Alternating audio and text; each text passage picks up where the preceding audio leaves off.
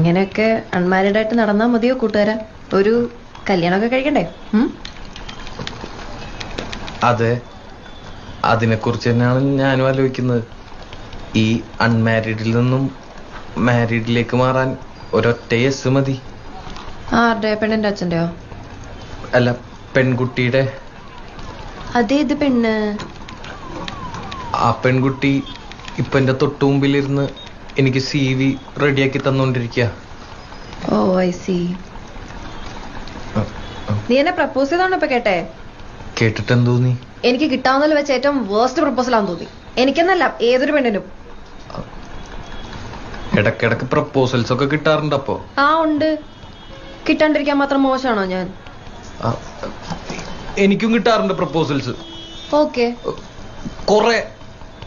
ആയിക്കോട്ടെ. ഇതെന്താണിത്? എന്തു പറഞ്ഞാലും ഒരു കുലുക്കമില്ല.